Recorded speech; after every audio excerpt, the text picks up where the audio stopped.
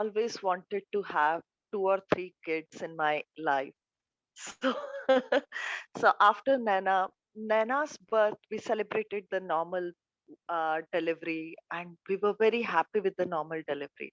But it was not something which was really very peaceful, something which was not, I think, kind of a celebration.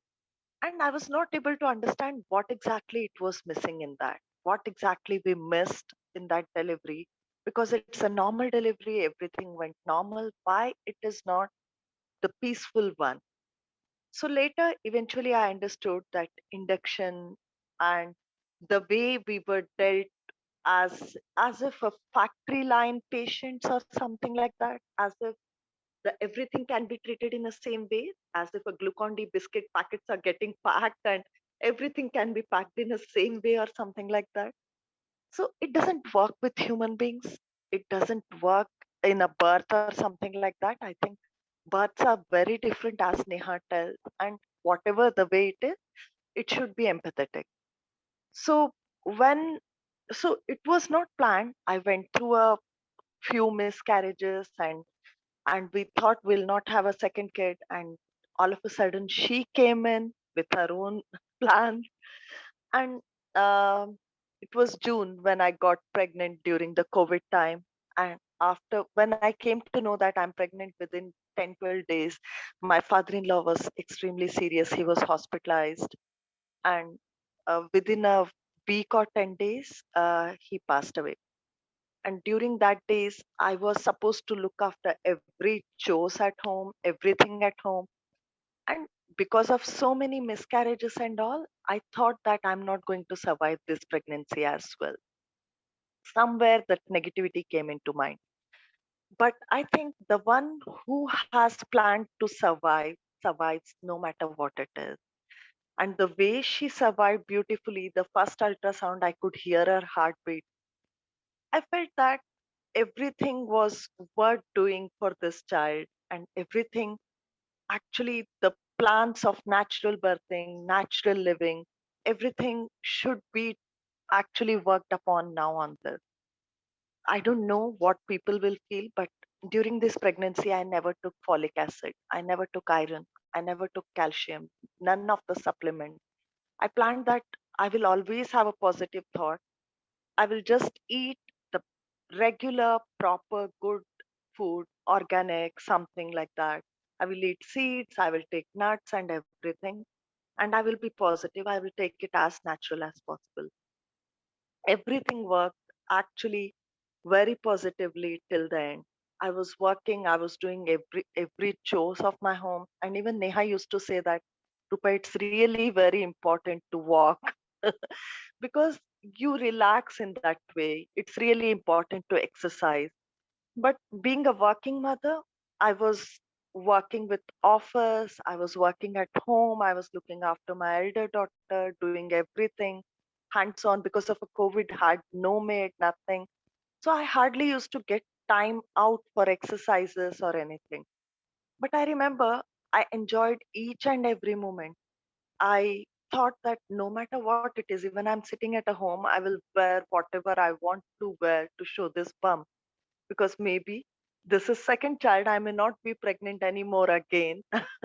So let me celebrate each and every day to the fullest. I actually celebrated everything to the uh, optimum positivity possible. But I think around the 6th month, something started all of a sudden in me, which was like, I started asking Neha, will I be able to manage pain? Will I be able to get a child in my hand, which is living, which is all life? Because seeing so many miscarriages, I started fearing that uh, what if my child will not be alive? What if I will not get a child when I give birth and it's a stillbirth and all those kind of a thing? Neha said it's normal to have such kind of fears. Perfectly normal that you get such kind of a fears, and you go through that because you are going through a big thing. And I started taking everything moment by moment, handling those things.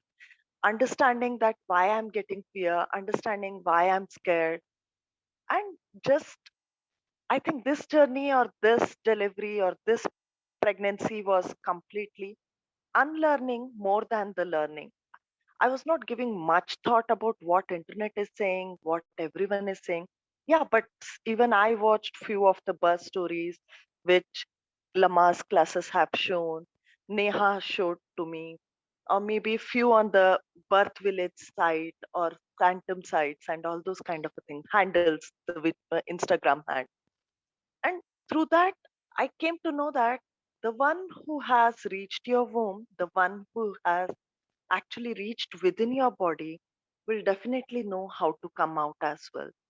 So there is a prayer which my daughter says every night while sleeping. It's sent by a school that there are thousands of sparrows, millions of them. God knows everyone and God knows you. I think I'm dealing with my postpartum. I feel teary very easily. I thought nothing will happen. You'll have a child in your hand. Nothing abnormal will happen. You just need to take every scare, every fear, every thought, just moment by moment, appreciate it, understand it, overcome it, and move ahead. And during this time, I read a story by Neha, which was written on the buffalo's birth. She went to some, I think, tour or a trip on her on her daughter's birthday, and she saw a buffalo Lakshmi delivering at that resort. And during that time, Neha sent me a video. I think there's some YouTube clips on how to manage the pain, what is pain exactly, or something. In that videos, I read something which was meant to change me as a person or something like that. It said that when in a pain, when you say that there will be a pain because it's a big day, it makes actually you to be aware that you are going to get a very important thing and you need to be in a bodily conscious and leave everything and just concentrate on this thing. That's why you get that pain. So you can't run out of that pain, but how to handle, how to appreciate, how to enjoy, or how to even for a moment curse that what decision we took, kind of a journey in that pain. So that video said when you actually shout or when you actually take a loud voice or get scared in a pain, brain gets a message that you are in a pain and it acts more towards the pain. So do a animal kind of a sound or a morning as much as possible. Take baths, hot water baths, which will be relaxing, something like that, and all those kind of a things. And knowingly, unknowingly, I started doing that, and it was so relaxing. Uh, when I was just mourning during my second degree labor pains or my first degree labor pains, it was so manageable. It was so in control. My body was actually telling me what exactly is going to happen minute by minute. I was not scared. Nothing was planned. It was just that let me give whatever you want to give. I'm there to handle it.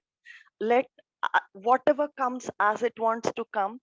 I'm there to appreciate and embrace you with my both hands. And at around 4 a.m. in the morning, it was literally unbearable. It was all back pain. I was not able to sit. I was not able to walk properly. I woke up my husband and I told him I can't even speak to Neha, just message and talk to her and tell that it's time to go to hospital now. And he said, okay. And then I packed my bags. I packed for my daughter and I went to hospital. And during this, I called Neha twice and I said, I think I'm going to die. She said, no, you are not going to die. You will be able to manage. You just listen to your body. And in the hospital, the attendant doctor who was available at that time, she freaked out seeing me. She said, you're completely dilated. Why you came now? And you need to cooperate. And she was like, I think she was bit frustrated how to handle this last moment thing. I told her, don't worry, I'm going to cooperate, but just call Neha. And the moment I finished my sentence, Neha was almost there, and then I thought, okay, now I may cry, now I may show some tantrums that I'm in a bad pain. And Neha said, she made me feel so relaxed. I don't know how she did that and how she is enabled to do that. I think we all should learn such art to support the co women around us. And she said that you just ask your body what next, what needs to be done. And actually, body told me each and everything. I told her that I want to deliver standing. She helped me with the bed. I kneeled down on the bed, and on the bed, I was feeling so comfortable, even though it was a bad pain, extremely bad pain, but it was much bearable, comfortable. And in the few videos or the few articles which I read, it was that when you're comfortably able to bear the pain, baby takes the position and baby comes out easily. And then I told her, and even Neha suggested that, would you want to lie down? And I said, I want to lie down on my left. She said, okay, uh, just turn aside and lie down on your left side. And I pushed, and she was out. It was so peaceful. The only thing which I remember from my birth was Neha's calming words, the window behind her, which was showing dark 4 a.m., then the reddish kind of a sunrise behind that, and then the complete sunlight, and we talking to each other, sharing experiences of that buffalo's delivery, eating my breakfast, chit chatting, being happy with the skin to skin touch, breastfeeding. And it was a most beautiful moment and most empowering moment which I ever saw in my life.